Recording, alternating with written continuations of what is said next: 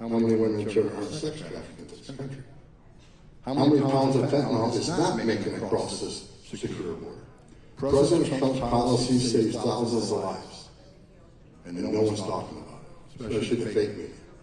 Thousands of lives he saved. Even the border wall saves lives, because women and children can't get over that wall, which means they're going to a place where there's not a wall, which waiting on them. Men and women, the Border Patrol is going to deal with those humanitarian medical issues right then, saving lives. President Trump is saving thousands of lives every week.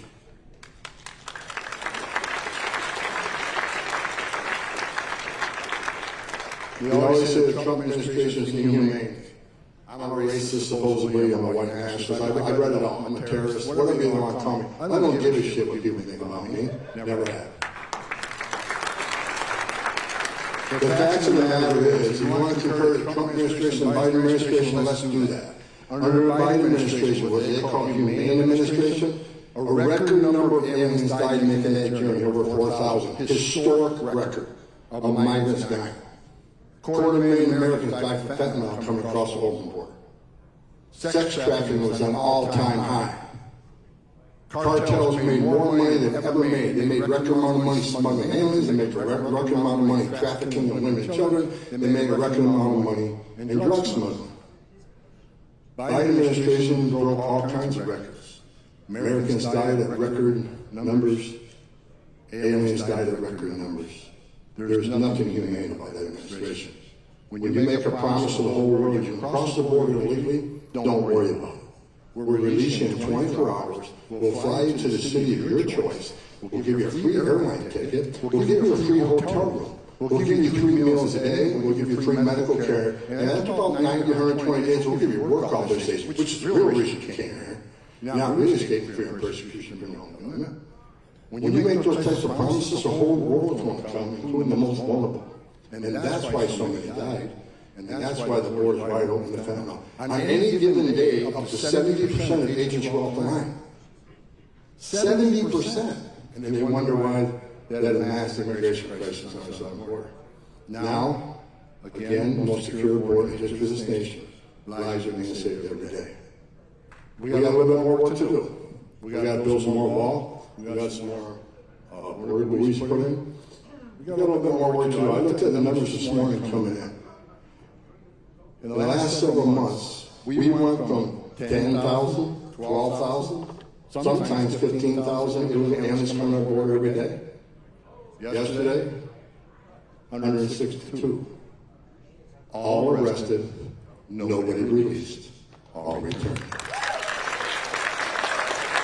Yeah, 15,000 to 162. And now just yesterday, I've seen numbers as low as 88 across 2,000 miles of border. That is one hell of a secure border. 0 released. No one was released. That's a secure border.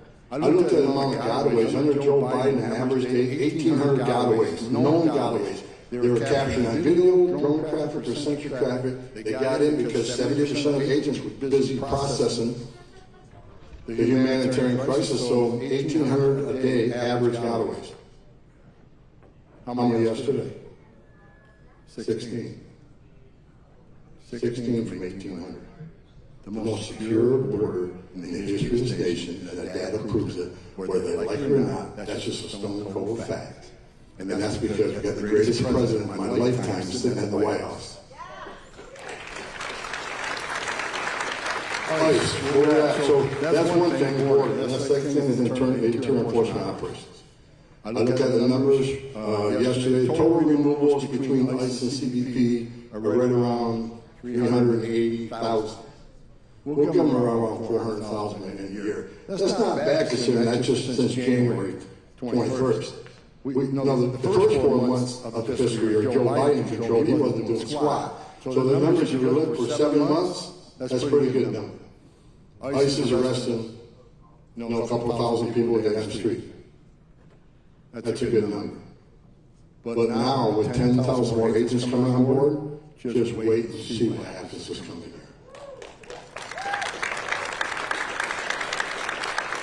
I see, the media likes to attack ICE, saying, well, most of the people they arrested aren't criminals. Bullshit. I look at the numbers every day. 70% of everybody ICE arrested are criminal. But some of the media think you're not criminal enough. It's just DUI. 10,000 people a year die from DUI. I think it's a significant public safety issue. But 70% we classify as criminals. Who are the other 30%? Gang members that don't have a criminal history? National security threats. Most of them don't have a criminal history, but they're laying low to do their dirty deed. We arrested thousands of unknown suspected terrorists. Who's arrested them? Final orders? People who had due process at great taxpayer expense and were ordered removed by a federal judge but didn't leave. We have to find them and arrest them. Because the message we're not going to send to the whole world is that it's okay to cross the border illegally. It's a crime, but don't worry about it. Show up in court or don't show up in court and get a final order removal. Don't worry about it. We're not looking for it. That's what Secretary Mayorkas told ICE the last 4 years. You can't arrest somebody for simply being here illegally. You got to be convicted of a serious crime before you can target an illegal alien for arrest. We're not doing that. We're telling agents to enforce law that Congress enacted, uphold the oath you took, and enforce immigration law. So when you have a final order, you've had taxpayers spent billions of dollars in this due process, you're going home. And when we find you, we're going to arrest you, you're going home. Right now, we have about 600,000 illegal aliens with criminal histories walking the streets of this nation. That continues to be our priority. We got 1.4 million illegal aliens with a final order removal. We're looking for you too. Well, let me make it clear. We are prioritizing public safety threats and national security threats, and the data proves it. But if you're in the country illegally, you're not off the table. If we find you, you're leaving. Sanctuary City wants to push back on the Trump administration. They've lost their minds. Sanctuary cities are sanctuaries for criminals. And I'm sick of the garbage I hear from these politicians saying, well, we're a welcoming community. We're a sanctuary city because we want victims and witnesses of crime that are in the country illegally to feel welcome to come to the police and make those reports as victims and witnesses without fear that we're working with ICE. That is just a bunch of crap. Because victims and witnesses of crime don't want the bad guy back in the neighborhood either. I mean,